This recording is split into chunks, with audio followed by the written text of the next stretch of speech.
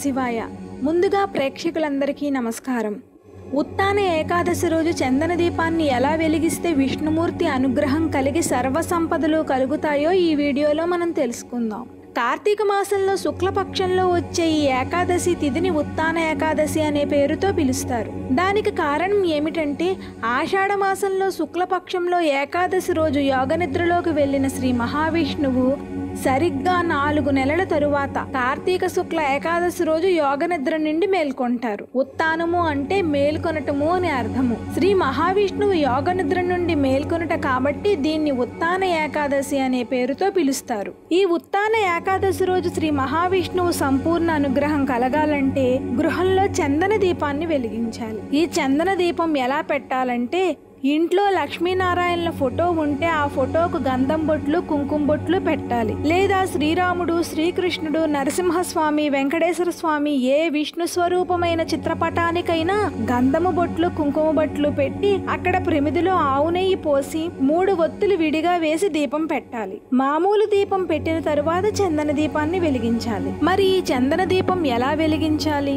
చందన దీపం వెలిగించాలంటే పూజా మందిరంలో పీట వేసి ఆ పీట మీద పసుపు రాసి కుంకుమ బొట్లు పెట్టి దాని మీద ఒక రాగి పళ్ళాన్ని ఏర్పాటు చేయాలి. లేదా ఇత్తడి పళ్ళమైనా ఏర్పాటు చేసుకోవాలి. ఆ రాగి పళ్ళెము లేదా ఇత్తడి పళ్ళెం మీద 3 చోట్ల గంధము బొట్లు పెట్టాలి.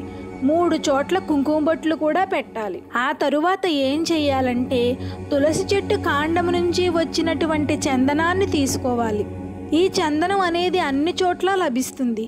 ఇది తులసి చెట్టు వేరు నుండి లేదా తులసి చెట్టు కాండం నుంచి తయారు చేయబడుతుంది. ఈ చందనం అంటే శ్రీ మహావిష్ణువునికి ఎంతో ప్రీతికరం.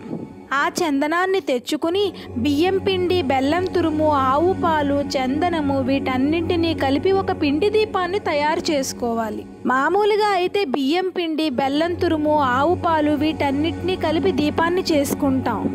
కానీ ఉత్తాన ఏకాదశి రోజు బెల్లం తురుము, బియ్యం పిండి, ఆవు పాలుతో పాటు చందనం కూడా కలిపి చేయటం వల్ల దాన్ని చందన దీపం అంటారు. ఈ చందన దీపాన్ని రాగి పళ్ళల్లో ఉంచి దానికి 3 చోట్ల గంధము బొట్లు కుంకుమ బొట్లు పెట్టి దానిలో ఆవు నెయ్యి గాని నువ్వుల నూనె గాని పోసి దానిలో 3 ఒత్తులు విడివిడిగా వేసి దీపం పెట్టాలి. లేదా ఆ చందన దీపంలో కుంభవొత్తి లేదా పువ్వొత్తి అలాంటివి కూడా 2 వేసైనా సరే దీపం పెట్టుకోవచ్చు.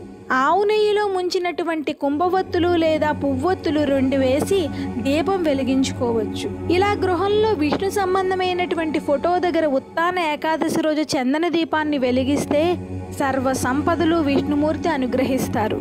అలాగే ఉత్తాన ఏకాదశి రోజు ఇంట్లో గట్టిగా గంట మ్రోగించిన విష్ణుమూర్తి అనుగ్రహం కలుగుతుంది.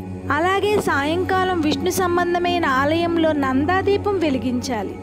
నందాదీపం అంటే ఏమిటి? ఎక్కువసేపు కొండెక్కకుండా వెలిగే దీపం అని అర్థం.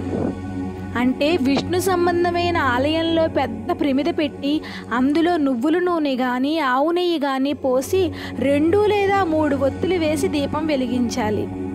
ఇలా నందాదీపం వెలిగించిన తరువాత కుదిరితే ఆ నందాదీపం వద్ద కొన్ని అవిసె పుష్పాలను ఉంచాలి. అవిసె పుష్పాలు అందుబాటులో లేకపోతే ఒక తమలపాకును తీసుకుని ఆ దీపం వద్ద పెట్టి ఆ తమలపాకులో కొంచెం నువ్వులు, కొంచెం ధాన్యం లేదా బియ్యం ఉంచాలి. ఇలా ఉత్తాన ఏకాదశి రోజు నందాదీపం వెలిగిస్తే చాలా మంచిది. గృహంలో అయితే చందన దీపం వెలిగించాలి. దేవాలయ ప్రాంగణంలో అయితే నందాదీపం పెట్టాలి. ఇలా దీపం పెడితే విష్ణుమూర్తి అనుగ్రహంతో సర్వ సంపదలు కలుగుతాయి. ఓం నమః శివాయ. సర్వే జనా సుఖినో భవంతు.